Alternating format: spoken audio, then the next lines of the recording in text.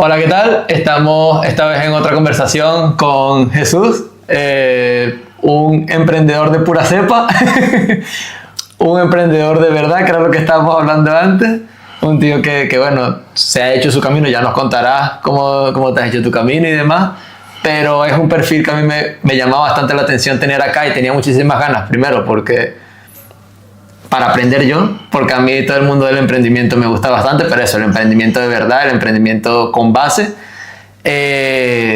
Y bueno, es un tema que cada vez se habla más y cada vez tenemos pues más experiencia, en algunos lugares más facilidades, en otros más dificultades, pero bueno, me gustaría aprender de ti, que esta conversación, más que para el público, sirva como una clase también para entender un poco. Muy bien. Me gustaría que empezaras tú presentándote y diciendo pues quién eres, qué has hecho, a qué te dedicas. Pues mira, yo siempre me he sentido emprendedor desde niño. Desde que era menor de edad yo decía, no me gusta depender de los demás, tengo yo que ganar mi propio dinero. Y eso nace en mí desde chiquillo. Mi padre nos inspiró a mi hermano y a mí mucho. Nos explicaba lo que eran las empresas, nos explicaba lo que eran las inversiones, o sea que tuvimos una escuelita natural en casa y mi padre fue una figura inspiradora para nosotros. Él era abogado, entonces se especializó en representar a empresas constructoras. Antes del estado de las autonomías en España, todas las empresas que construían cosas, carreteras, hospitales, universidades o lo que fuera, si querían licitar su capacidad de hacer cosas con la administración pública, oye, pues se va a sacar a concurso la construcción de una cárcel. Pues distintas empresas constructoras presentan su mejor oferta y gana el mejor. Entonces, al no haber autonomías, todas las empresas de todos los lugares de España hacían ese proceso en Madrid. Entonces tenían un abogado que les representaba y mi padre pensó, oye, si yo soy el abogado que represento a una constructora de cada lugar de España, claro, pues tengo en vez de un sueldo 40 sueldos. Claro. Lo hizo muy bien. Y entonces pues así operaba y a una edad mucho antes de todo el mundo se jubiló.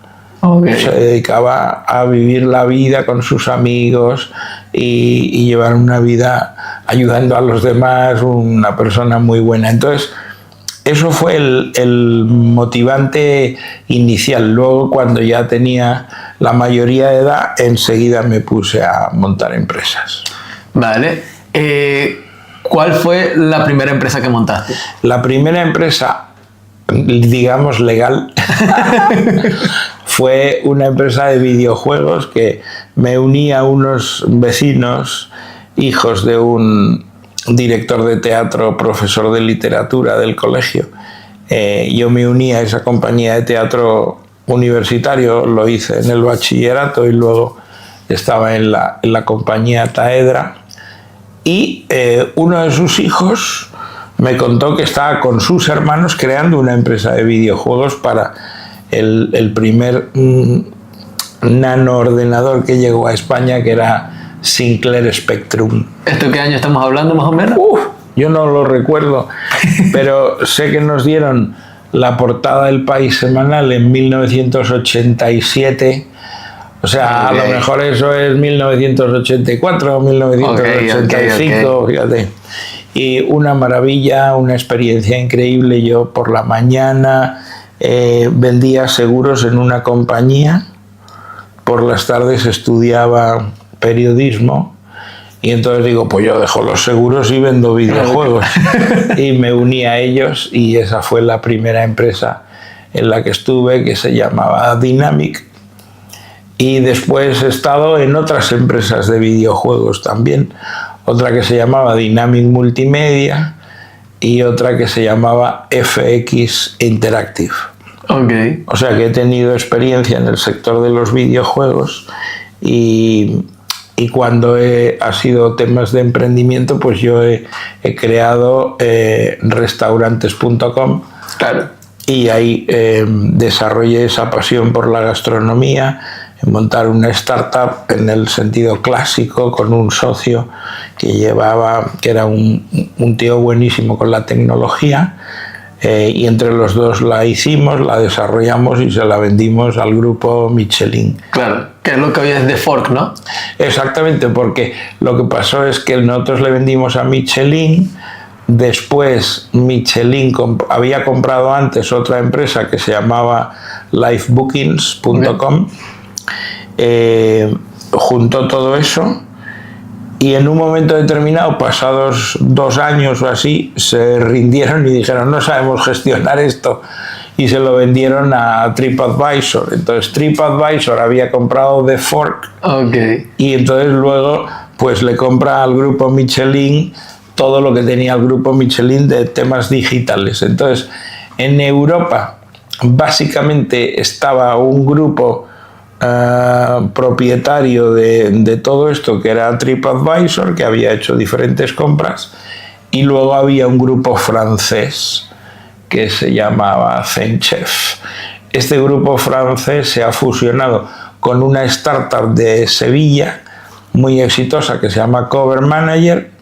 Entonces ahora en Europa pues hay el grupo Zenchef Cover Manager y el grupo de TripAdvisor, y entre ellos se reparten todo el mercado en las reservas de mesa en restaurantes. Qué guapo.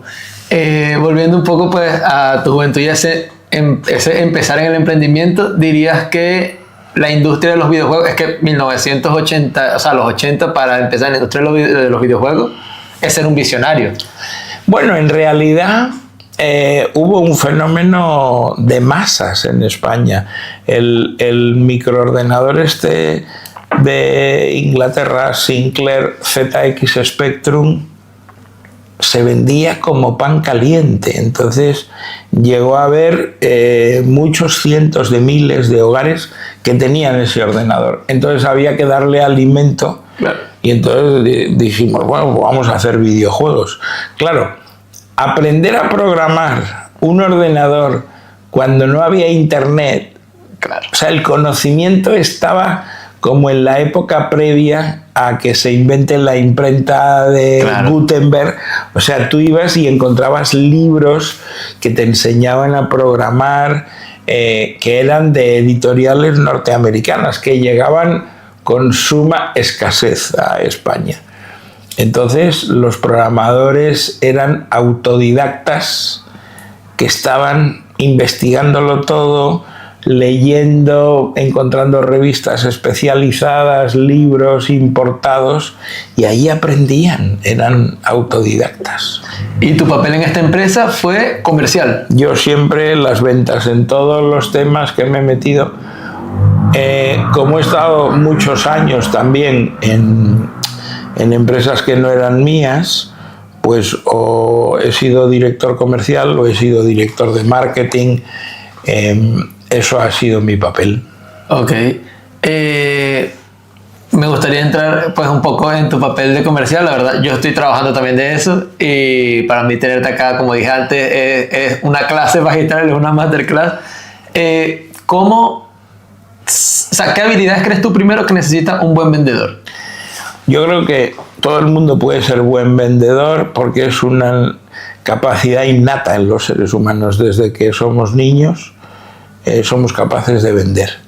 Cuando queremos tener una relación afectiva o queremos ligar, tenemos que vender. Cuando queremos conseguir en la vida diaria un montón de cosas, tenemos que vender. Siempre tienes que vender. Lo estás haciendo sin darte cuenta. Y sin embargo, cuando te dicen, oye, vas a trabajar como vendedor, dices, no, yo quiero ser ingeniero, yo quiero ser economista, yo quiero ser no sé qué. Está denostado ser vendedor. Y es una tontería, porque es una de las habilidades más valiosas que puede tener el ser humano. Hablar en público es una, y tener capacidad de vender es otra. Esos skills son enormemente valiosos. Es como decir, no, yo voy a ir al mercado de trabajo, pero solo hablo castellano, no hablo inglés, y entonces pues tienes una limitación enorme. Claro. O quiero ser emprendedor, pero no sé nada de matemáticas. Claro. Soy cero matemáticas. Bueno, pues hay unas matemáticas que si no las conoces no puedes emprender. Pues vender es necesario para emprender. Tienes que venderle a los clientes, tienes que venderle a los empleados para cautivarles y que vengan. Si buscas socios, tienes que vender a los socios, y cuando buscas inversores, tienes que vender a los inversores. Todo el mundo que tenga una relación con los demás normal puede vender divinamente bien. La cuestión es que esto requiere la técnica que se va mejorando con el tiempo. Pero bueno, pues lo más fácil es entender que el proceso de venta, para cada producto, para cada servicio, en cada mercado al que vas, tu propuesta de valor, cuando vas a vender, encuentra en esos clientes una tasa de positividad. Entonces, en cada sector es una, en cada circunstancia es una distinta, pero si tú cada 100 intentos de venta, 20 te compran y 80 te dicen que no, esos 80 nos te están ayudando a tener 20 positivos. Entonces, debes conocer tu tasa de positividad y después trabajar en eso. Para mejorar eso hay que hacer segmentación de clientes y no ir a vender a los clientes que previsiblemente te van a decir que no, y buscar aquellos donde hay más oportunidad de compra. Eso lo sabes estudiando todos los que te compraron, claro, y haciendo un análisis prolijo y decir, hombre, pues los clientes que tienen estas características son más proclives a comprar, voy a hacer mi esfuerzo a esta taxología de clientes y no a los que me van a decir que no. Claro, claro. Bueno, tú que has sido comercial pues por un montón de tiempo y con un montón de experiencia y bueno, de todo tipo además, no solo comercial de vender el producto, sino de también vender la idea, supongo, ¿no? Sí. ¿Cómo crees tú que ha cambiado el proceso de venta de hace a lo mejor 30 años a hoy en día? Hombre, ahora los procesos de venta se han digitalizado mucho, entonces tú puedes segmentar muy bien los clientes potenciales, puedes atacarle mediante instrumentos digitales que antes no había, puedes hacer una publicidad orientada al resultado. Antes había como un mundo separado. El marketing era una cosa y las ventas eran otra completamente distinta. Yo recuerdo en el mundo de la música, hablaba yo con grandes directores comerciales en el sector de la música. Te explicaban su función, cómo era su función. Oye, Michael Jackson lanza un nuevo disco. Entonces, yo soy el director comercial. ¿Qué tengo que hacer yo? Me ha dicho la dirección de marketing que ellos van a hacer un ruido tal en el mercado. Claro. Van a invertir tanta plata que los españoles se van a querer comprar, yo qué sé, en no sé qué plazo de tiempo, 150.000 discos de Michael Jackson, los discos de vinilo, claro, las cassettes que había antes de llegar el CD. Entonces, una industria de consumo en soportes físicos tenía unos canales de distribución, unos puntos de venta. El departamento comercial colocaba la fabricación que marketing decía en los puntos de venta de la forma más sabia posible. Claro. Los de Cáceres van a comprar no sé cuántas unidades, claro, y los de Barberá del Vallés no sé cuántas en estos puntos de venta. Y luego el efecto de esas campañas publicitarias y toda la promoción en las radios hacía que sonaran esas canciones y la gente iba y lo compraba. Ahora no es así, ahora es completamente distinto. Entonces, yo creo que tiene mucho que ver todos los mecanismos nuevos que tienes para vender, donde antes era una fuerza de ventas física y presencial, y ahora hay mucha de la venta que se hace sin tener contacto face to face, claro, con el cliente, y se ha transformado una parte, como conoces, a través de videoconferencias, puedes estar hablando con los clientes potenciales, hacer una entrevista y ver si les vendes o no les vendes la cosa. Y luego mucha gente compra como consecuencia de que haces campañas de marketing de pago, y entonces vas a segmentar el mercado para impactar a aquellos que son tu target group, y ellos reaccionan y le dan al botón, claro, compran, entran, tal, tú tienes, claro, que hacer nada. Pues el mundo ha cambiado enormemente. Ahora el siguiente ola de cambio es la inteligencia artificial. Nos va a ayudar para pulir el proceso de venta y que los esfuerzos, o sea, cada vez que tensemos el arco y metamos una flecha para disparar a la diana, casi siempre vamos a dar en la diana, claro, porque tenemos esa capacidad que antes no, claro, había. Claro. Empezando, ya partiendo de la parte comercial, me gustaría pasar por la parte ahora de emprendedor. Que primero que nada, me dijiste que comercial todos podemos vender. ¿Tú crees que todo el mundo puede emprender? Yo creo que no. O sea, creo que para emprender tienes que ser una tipología humana. Es decir, la gente que puede ser empleado, todo el mundo puede ser empleado, pero empleadores muy pocos. Entonces, ¿cuál es el tema complejo de emprender? Emprender es vivir en el filo de la navaja. Emprender es abrazar la no seguridad. Claro, el riesgo. El riesgo, la incertidumbre. Entonces vives abrazado a la incertidumbre. Claro, hay gente que le preguntas, oye, mira qué divertido, emprendes y tal, no sabes cómo vas a llegar a fin de mes, no sabes cómo vas a pagar el alquiler de tu casa, tienes familia, a lo mejor tienes un niño pequeño, no sabes si le podrás comprar comida o no. Qué divertido, claro, emprender. Claro. Te dice, mira, eso no es para mí, o sea, yo quiero ir a un lugar donde haya unas ciertas certezas. A mí me pagarán mi salario cada mes, yo haré mi trabajo, entonces si en una empresa no estoy bien, iré a otra empresa, y esa ruta me es más... O sea, mi aparato digestivo y el emprendimiento... Claro, yo prefiero ir, mira, estoy de 8 a 5 sin problema, recibo mi sueldo y ya está. Eso es, entonces, emprender lo hacen los locos y los soñadores en Estados Unidos, denominados dreamers. Entonces, claro, son gente que está loca perdida.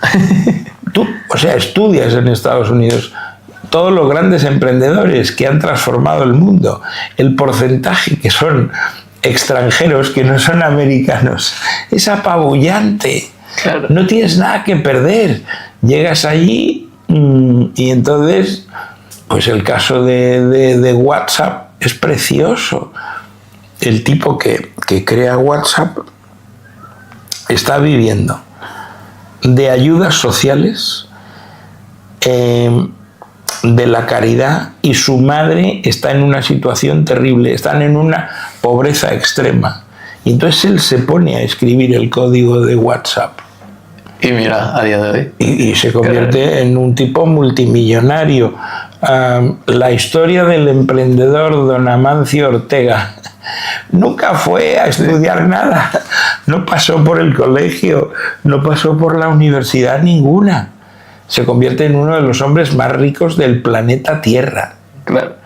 No, y la necesidad también te busca. Es una fuerza, o sea, tú tienes un sueño y tienes necesidad, se mezcla todo en una coctelera, y luego, evidentemente, tienes que incumplir todas las leyes y alguna más. O sea, no, usted tendrá que trabajar 8 horas al día. No, yo trabajaré de día y de noche.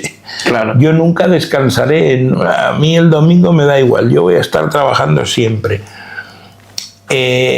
Las grandes historias de emprendimiento son de gente que se esfuerza muy por encima de la media. Claro. Y eso no sale gratis. En algunas naturalezas, como en la mía, pues acabas enfermando. Claro. Porque le pides a tu cuerpo más de lo que te puede dar. Y también, en mi caso, yo he sido muy maloso y no he hecho deporte, no he hecho ejercicio, he llevado una vida muy sedentaria, eso te pasa factura indefectiblemente. No, claro, y el estrés y demás, me imagino que bueno, al final hay que saber llevarlo. Y me parece muy interesante eso que dices, porque es lo que estábamos hablando antes fuera de cámara, que bueno, hay una ola ahorita de como proemprendimiento, sobre todo entre los jóvenes, en redes sociales y demás. Pero por ejemplo, hay un señor que se llama José Elías, que también está ahorita con las redes sociales y demás, que emprendedor también, pero bueno, un emprendedor bastante exitoso, y justamente lo decía, lo mismo que tú, que sí, al final tienes los resultados, pero no sale gratis. O sea, a lo mejor te pierdes un cumpleaños de alguien, o pierdes contacto con otra persona. Tú te pierdes muchas cosas, porque no se puede emprender, decir, bueno, yo voy a emprender y voy a trabajar 7 o 8 horitas al día. Claro. Bueno, pues no va a poder ser. Claro. Es imposible. Las empresas grandes están ahí, tienen unos muros infranqueables. Entonces, todas las empresas pequeñitas que surgen prosperan porque hay alguien que va a dar un esfuerzo sobrehumano. Claro. Porque va a tener una estrategia ganadora, porque va a convencer a un grupo de locos con ideas parecidas a que se unan y que hagan unos esfuerzos sobrehumanos para vivir como perros durante una serie de años y luego vivir en la abundancia después, si el resultado es muy provechoso. La mayor parte de las empresas de nueva creación se van a la quiebra. Claro. No puedes emprender pensando que te va a salir bien sí o sí. Tú tienes que estar convencido que vas a hacer como Rafa Nadal. Vas a montar el partido. No vas a dar una bola por perdida. Vas a estar ahí a tope. Y ahora el heredero de Rafa Nadal, Carlitos Alcaraz, es que es impresionante. Entonces, esas historias de emprendimiento deportivo se pueden trasladar perfectamente al otro lado. Y te vas a equivocar muchas veces. Pues claro, los emprendedores son gente que se equivoca 7 veces y se levanta 8. Claro. Emprender, en realidad, para tener éxito, tienes que emprender como los bebés cuando empiezan a caminar. Tú fíjate en un bebé, está aprendiendo a caminar y cada vez que se incorpora se cae y se mete una leche. Claro. Pero no se enfada, se levanta otra vez y se pone otra vez, porque él quiere caminar. No le importa caerse. O sea, hay una fuerza que lo empuja a ir sobre 2 piernas y dejar de gatear. Los emprendedores tenemos que ser al menos como los bebés. Claro. Y en cuanto a dificultades más técnicas en la práctica, ¿qué tan difícil es montar una empresa exitosa? Bueno, yo creo que todos los problemas de la burocracia y todo eso son tontas si los analizas en profundidad, comparado con construir una propuesta de valor que se diferencie de los demás, y empezar a ganar clientes y a correr en la carrera. Es decir, que todos los problemas que en España, por ejemplo, podrían ser mucho más sencillos, te tienes que olvidar de eso y delegarlo en gente especializada que se va a preocupar de todo eso, porque a ti no te aporta valor. Lo que es importante para ti es cómo coño vas a conseguir tus 100 primeros clientes. ¿A qué mercado vas? ¿Qué es lo que vas a ofrecer? ¿Dónde están los clientes a los que tienes que convencer? Y dedicar todo el tiempo a hacer el producto o el servicio que le quieres ofrecer a esos clientes y ir allí a porrear puertas y convencerles. Es decir, oye, yo necesito mis 100 primeros clientes. Cuando los tengo, necesito mis 1000 primeros clientes. Me faltan 900. Claro. Esa es la mentalidad. Entonces, todo el mundo se olvida de las ventas. Las ventas son lo más importante. Si todo lo haces mal, todito lo haces mal, pero consigues vender, Claro. entonces luego ya lo arreglarás, los problemas que tenías. Pero lo importante es conseguir clientes que te paguen. Vender es entregar algo a cambio de dinero. Claro. Pues si tú entregas el producto o el servicio y no te pagan porque no sabes cobrar, eso no es vender, eso es una donación. Y en el ámbito del emprendimiento, ¿qué tan importantes son los contactos, el networking, el conocer, el moverse? Pues en realidad es importante cuando emprendes, si tú eres un enfermo mental que estás ahí como una anacoreta, no te relacionas con nadie, no conoces a nadie, tienes serias dificultades para prosperar. Entonces el networking debe ser parte de tu religión desde chiquito. Y cuando no lo has practicado, pues puedes empezar un día con un cuaderno. A ver, voy a hablar con todos los amigos que yo tengo, voy a hablar con todos mis familiares, voy a hablar con todos los compañeros del colegio, de la universidad, con la gente que yo he conocido por cada circunstancia. Toda esa gente tienes que darles con una maza para que sean tus clientes. Claro. Si son target de lo que estás haciendo, yo recuerdo cuando yo estaba con restaurantes.com, le decía a todas las personas que conocía que reservaran mesa con mi empresa, claro, no con la de mi competencia, que era la más grande en España. Yo decía, oye, yo me lo voy a tomar muy mal. Claro. Si tú y yo somos primos y tú eres mi primo y no usas mi empresa para reservar mesa en restaurantes, dejas de ser mi primo, eres un hijo de puta y yo no quiero saber nada de ti. Y eso lo tienes que hacer con violencia. Es decir, que si tú no consigues el favor de los tuyos, de los que te son cercanos, ¿cómo vas a conseguir de los que no te conocen? Claro. Entonces hay que ser muy beligerante y decir, bueno, yo tengo un networking natural, toda mi familia dice, bueno, voy a montar una startup que va a ser una cadena de ferreterías. Y entonces primero abro mi primera ferretería, pero en mi mente yo tengo la idea de tener 500 ferreterías en España. Joder, pues macho, tienes que decírselo a toda tu familia. Ni se os ocurra comprar cualquier cosa de ferretería en el Corte Inglés o donde sea, ¿no? Tendrás que comprármelo a mí. Pero piénsalo más sencillo todavía.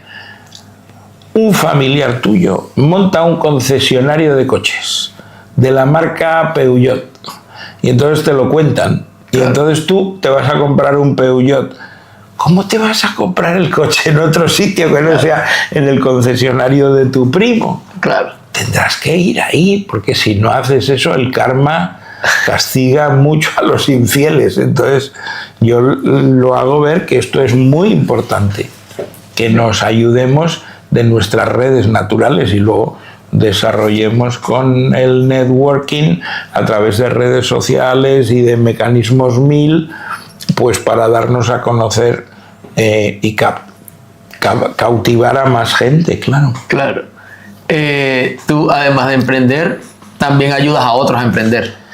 Sí. Eres inversor en startups y tienes tu billetera, por decirlo así, de inversiones. Lo que hice es invertir a lo largo de los últimos 13 años o así en 80 startups y ahora dejé de invertir y estoy ayudando a todas las participadas que no han ido a Chapter 11, como se dice en Estados Unidos, las que no han quebrado, pues yo les ayudo a que encuentren el camino para el éxito, porque claro, los inversores no invertimos para coleccionar empresas en las que hemos invertido, invertimos para que en un momento del futuro esas empresas en las que invertimos las podamos vender y quedarnos con el dinerito. Claro. Tener nuestro retorno, entonces me dedico a eso. También he creado una iniciativa que es un newsletter diario que está en jesusalonsogallo.com. Todo el mundo que quiere se da de alta ahí y yo les envío un mail a cada día a las 7 de la mañana llevo como 1180 días haciéndolo.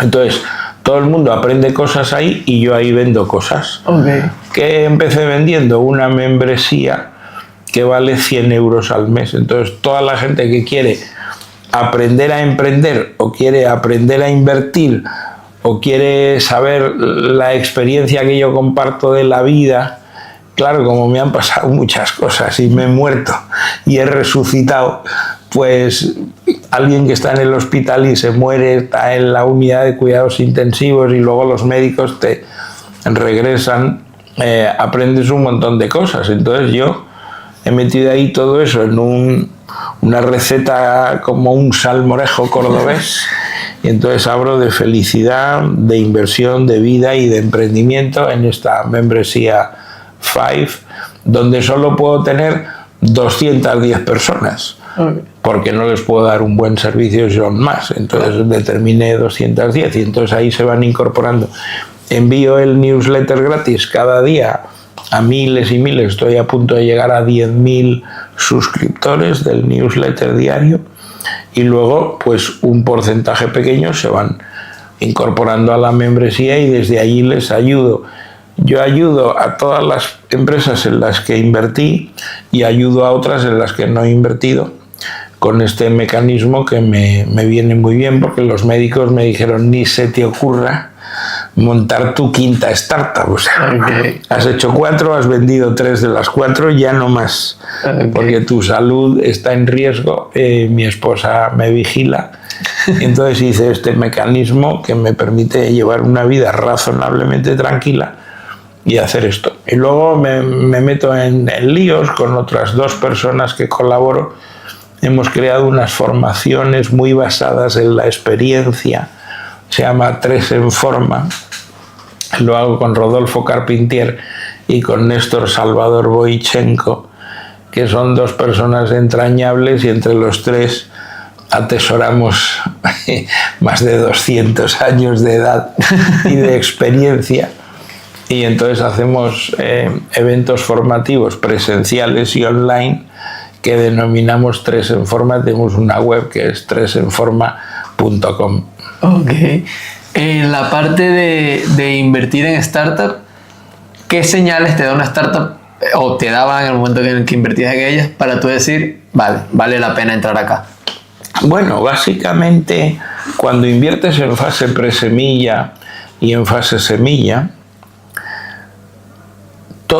la clave de todo es la asertividad del emprendedor o de la emprendedora. Cómo te convence de su certeza en lo que está haciendo. Evidentemente, si es una persona extraordinariamente hábil comunicándose, pero el producto o el servicio o el mercado al que va es pequeño, no le ves encaje, pues lo descartas. Pero supuesto caso de que el mercado es ok, el proyecto tiene sentido, el emprendedor o la emprendedora no está solo, sino que tiene algunos cofundadores que tienen conocimientos complementarios, la clave es la persona que lidera eso. Okay. Cómo esa persona a ti te dice: esta persona tiene una fuerza, tiene la experiencia, los conocimientos. O sea, yo veo que hay aquí un montón de cosas que me hacen pensar que igual le va bien.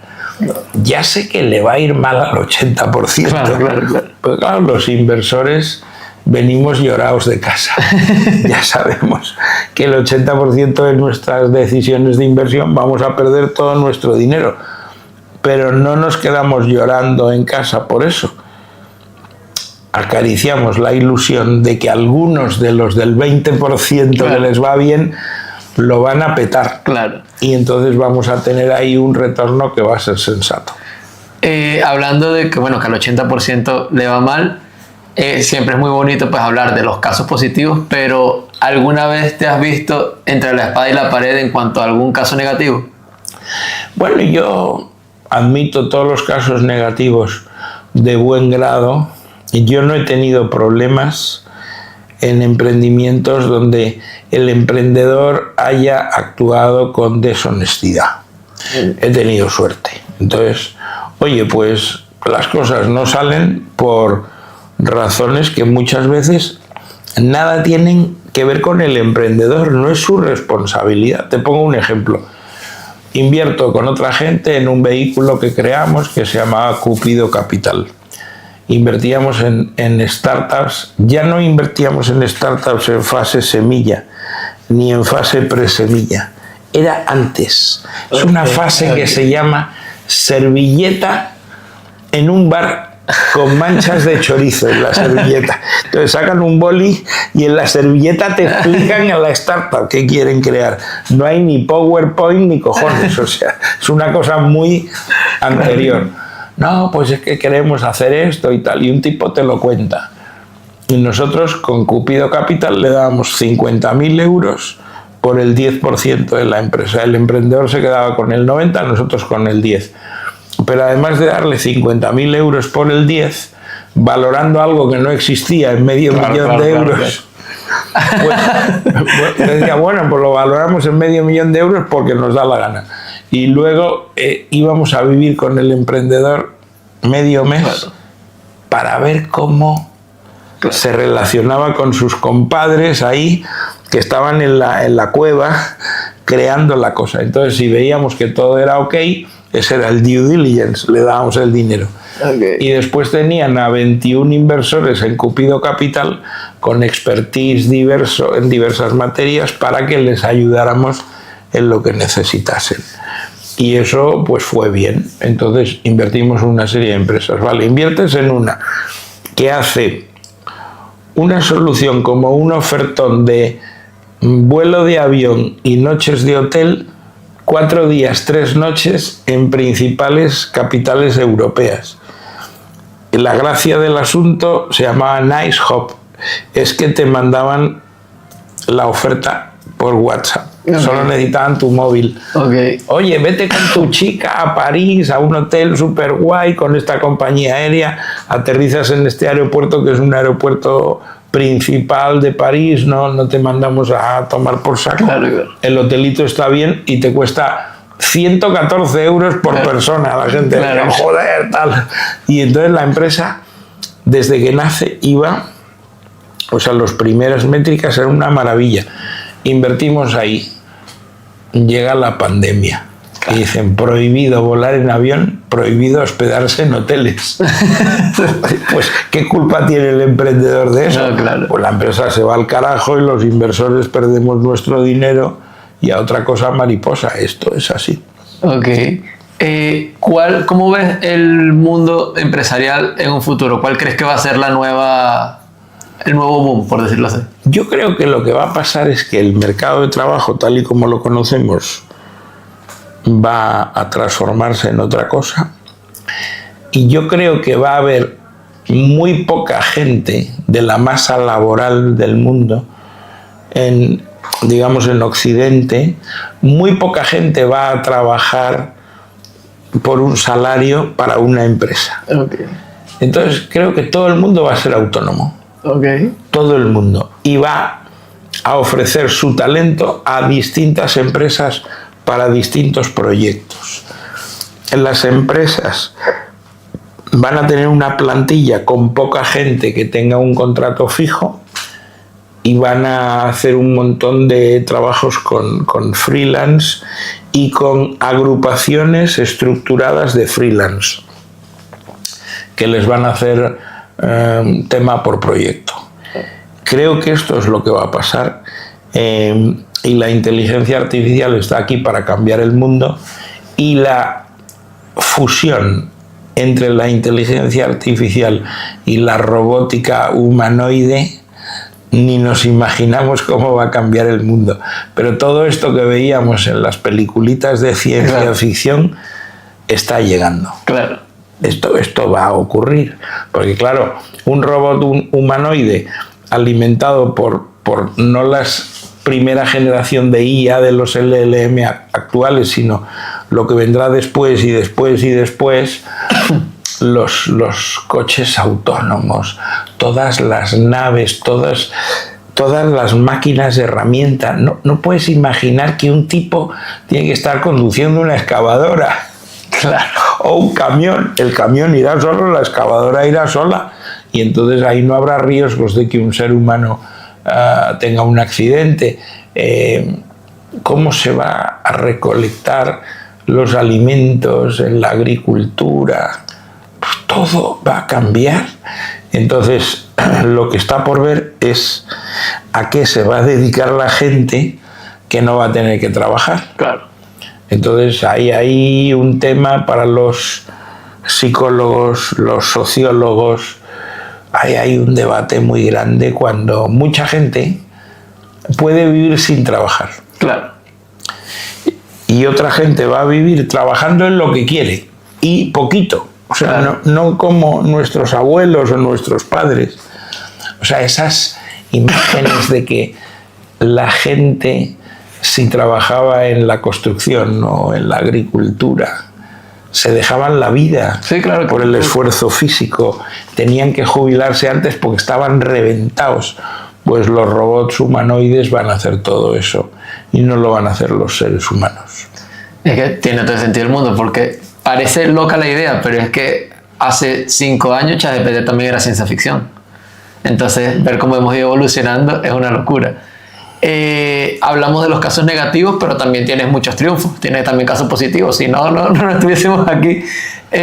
Quisiera saber qué se siente personalmente. Por ejemplo, antes hablaste de restaurantes.com, pero también sé que, por ejemplo, has trabajado con Electronic Arts en cuanto a... Tenía una empresa que vendimos a Electronic Arts. ¿Qué se siente cerrar un trato de esta magnitud? En realidad, yo siempre digo, oye, a mí las cosas me han ido bien, yo no me puedo quejar de nada, pero si yo me levanto cada día a las 7 de la mañana, yo no he hecho un exit de estos que salen ahí, que si hubiera hecho un exit de esas dimensiones, creo que llevaría otra vida. Dice mi mujer, no señor, llevarías la misma que llevas, porque esto a ti te gusta. Claro, yo veo que podría, con lo que he obtenido por estas operaciones, haberme dedicado, haber hecho otra cosa, pero lo que yo he querido es tomar la decisión de invertir en startups. ¿Por qué lo he hecho? ¿Por qué arriesgar lo que ganaste o una parte muy importante de tu patrimonio y volver al casino? Bueno, yo lo he hecho porque pensaba que era lo mejor. Es decir, que había unos fundamentos teóricos de que esa manera de diversificar mi patrimonio me iba a dar unos retornos mejores que si hacía una política de gestión de patrimonio mucho más conservadora. Solo el tiempo lo dirá. He hecho unos cuantos exits de todas las inversiones que he realizado, pero claro, durante los primeros igual 5 o 6 años invertí muy poco, con lo cual todo mi portfolio lo he construido en los últimos 5 o 6 años, o los últimos 6 años o 7, entonces son empresas que están muy tiernecitas. Claro. El momento de la liquidez llegará más adelante y cuando eso pase, si Dios quiere y me da salud, pues entonces podré hacer la cuenta de la vieja de, oye, yo he hecho casi de mi dinero, he metido en estas 80 empresas tanta plata y lo que me ha regresado después de todo lo que perdí ha sido tanto, entonces si yo multiplico por 2 o multiplico por 2,5 o multiplico por 3 la inversión y eso es mi retorno, pues podré decir, pues la tasa interna de rentabilidad en 20 años ha sido tal. Claro. Esa es la realidad. Claro. Y más allá de, pues, del dinero, que me imagino que, claro, que es una gasolina, como emprendedor, ¿tienes algún otro motivante como puede ser, no sé, mucha gente habla de legado, mucha gente habla de hacer un cambio, mucha gente, y de hecho, bueno, el querer invertir en startups, me imagino que claramente no es solo con un enfoque altruista, pero también tiene ese componente de vamos a hacer crecer esto, ¿no? Sí, yo creo que uno de los mayores problemas que tiene España es un problema de cultura empresarial. Es decir, que se piensa que los emprendedores y los empresarios, en su gran mayoría, son malos, que son gente mala, que se intenta lucrar robándole el esfuerzo, la sangre a la clase trabajadora. Y esto es un discurso marxista de hace muchos siglos que no tiene nada que ver con la realidad. Es decir, en economía libre de mercado, mientras esto es una democracia occidental, parlamentaria, con su separación de poderes, el poder legislativo, el judicial, el ejecutivo, oye, lo que es bueno es que haya mucha gente que cree empresas y que esas empresas creen empleo y riqueza. Claro. Es la única manera de pagar la fiesta. Si todo o la mayoría va a depender del Estado, pues entonces eso nos va a empobrecer y nos va a llevar al desastre, como ya hemos visto en ejemplos anteriores en todos los países. Con sus defectos, el capitalismo y la democracia son los mejores sistemas que nos hemos inventado. ¿Qué creo yo que está pasando de forma natural? Que el capitalismo está virando a convertirse en un capitalismo consciente. Y las nuevas generaciones no perdonan a las empresas que tienen estrategias que son maléficas. Y lo que premian es estrategias que sean bondadosas. Oye, vamos a crear riqueza, vamos a crear empleo y vamos a tratar de que el mundo sea mejor de como lo recibimos. Porque si lo que hacemos es la misma mierda para que el mundo sea cada vez peor, pues eso no es aplaudido por los consumidores, y los consumidores hacen quebrar a cualquier corporación. Claro, es este discurso que yo, que vengo a Venezuela, me lo sé de memoria, de que al final parece que el decir que todo depende del Estado, parece que el Estado puede hacer magia y sacar dinero, pero es como dices tú, alguien tiene que pagar ese dinero. Si no, no sé, yo tengo mi... Es que es imposible, o sea, el Estado gestiona el dinero. Entonces, ¿de qué dinero gestiona? De los que producen, entonces les cobra una tasa, que son los impuestos. Claro. Entonces, claro, el Estado ideal es aquel que gestiona muy bien los impuestos que recauda. Es decir, donde no hay corrupción, donde las cosas se hacen de acuerdo a la legalidad vigente, donde se estudia muy bien los recursos para dedicarlos a cosas que tengan sentido, no a tontas, gastarse el dinero de los contribuyentes en tonterías que no conducen a nada, pues es un Estado fallido. Claro. Hablando de esto, ¿cuáles son los países actualmente que tú recomendarías para invertir o para empezar una empresa?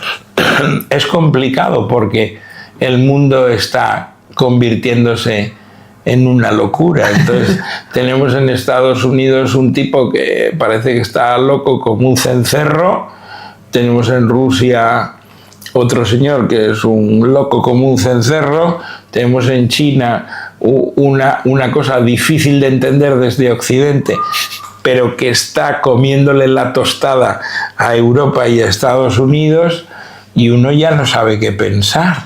Entonces yo creo que con las dificultades para que los extranjeros puedan ingresar en Estados Unidos, que están poniendo las cosas cada vez más complicadas, Estados Unidos es el lugar donde más fácilmente se construyen negocios y hay más competencia y más capacidad de prosperar.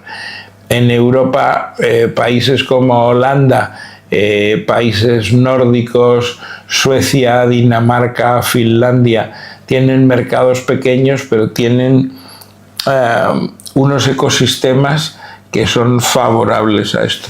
Inglaterra lo ha sido históricamente, ahora fuera de la Comunidad Económica Europea. Entonces yo veo que en España podríamos ser un destino maravilloso para ser el país de Europa donde más gente quiere venir a emprender, y ha habido tímidas intenciones con la ley de España Nación Emprendedora y otras iniciativas que luego, como no han tenido un ministerio del que dependan, no han tenido un presupuesto, se ha quedado mucho en el camino de unas intenciones fabulosas que había. Entonces yo espero que esto que estamos viendo de ministros del gobierno de España insultando a los empresarios más increíbles que tenemos en el país, o sea, yo pienso que Amancio Ortega y el señor Roig de Mercadona, Amancio Ortega, el grupo Inditex, deberían ser héroes nacionales, y entonces veo determinadas actitudes de los políticos que tenemos en suerte de que nos gestionen la cosa pública, que es una locura, no se pueden decir esas cosas, pero bueno, es lo que es la democracia cuando no tienes los votos suficientes y tienes que depender de otras fuerzas políticas. Esperemos que en el futuro esto pues mejore y que las personas que en España tienen esa responsabilidad salgan en defensa de los empresarios, de las empresas y de la creación de riqueza, ¿no? Claro. La verdad que, bueno, si es por mí, yo me quedaría hablando aquí 10 horas más. Para mí esto es puro aprendizaje. Pero bueno, ya vamos casi cumplida la hora. Hay una pregunta que yo siempre le hago a los invitados, que de hecho va relacionada con la pregunta que te hice antes, pero a tema personal, ya no hablando de empresas ni nada. ¿Cuáles son los 3 países que más te ha gustado visitar, o cuáles son los 3 que te gustaría visitar? Bueno, yo, por encima de todo, lo que me ha pasado con Japón es que es una maravilla. O sea, yo tenía un deseo profundo de visitar Japón. Quería visitarlo de una manera especial, no quería ir con una agencia de viajes. Y entonces me pedí ese deseo, que haya algún emprendedor o alguna emprendedora que haga una cosa como yo tengo en mi cabeza, para que me lleven a Japón de la mano y me enseñen Japón con el corazón. Entonces estaba haciendo un máster y se levanta un muchacho y dice: soy yo el que he hecho esto. Se llama descubriendojapón.com y me llamo Marcos. Yo te voy a llevar a Japón. Jolín, nos hicimos amigos, me llevó a mí, a mi esposa y a un grupo de personas que estábamos estudiando ese máster con él. Impresionante. O sea, medio mes en Japón, entender ese país porque es tan increíble, con sus luces y sus sombras, porque claro, todas las naciones lo tienen, pero ahí hay algo profundamente, radicalmente distinto a lo que entendemos en Occidente. Y yo amaba la cultura japonesa y muchas manifestaciones de las artes en Japón, y cuando he llegado allí he visto ese pueblo tan diferente a nosotros, cómo tienen esa cultura milenaria del respeto por la limpieza, por no arrojar basura al suelo, o sea, por el respeto por los demás, son cosas. Es el país que más me ha gustado. Luego siempre me ha gustado mucho Inglaterra. He vivido una temporadita breve, pues igual 4 meses o 5 meses o medio año en Londres, y me gusta mucho. Y tengo deseo de ir a la India, pero tengo miedo, porque tengo unas conexiones profundas con la India, entonces creo que se me va a romper el corazón y tengo miedo de ir. Y después tengo mucho deseo de visitar Grecia, porque creo que tenemos una cultura muy similar. Donde no quiero ir yo es a países islámicos. Ahí no quiero ir. Okay. No tengo ningún deseo. ¿Por qué? No sé, porque veo que hay muchos problemas con ese tema, y entonces yo prefiero estar en países donde no haya un predominio de la religión por encima. Claro, que al final son teocracia. Exacto. No, bueno, yo te puedo decir, yo fui a Grecia. Grecia era el país que más me llamó la atención. Sí es verdad que me decepcionó un poco. ¿Ah, sí? Tengo que decirlo, me decepcionó un poco. Mi top siempre fue Egipto, Grecia, México. Me falta Egipto nada más. Fui a Grecia y a México. México sí, es verdad que me encantó. Pero Grecia sí, quizás me esperaba algo un poco más. A lo mejor es algo como lo que te pasó a ti con la India, que lo tenía tan idealizado que a lo mejor después vas y te dices, bueno, o a lo mejor te encanta. Ya me lo contarás. Yo tengo ganas de ir a Grecia, ya sé que hay que ir en momentos donde la temperatura sea la adecuada para no morir de calor.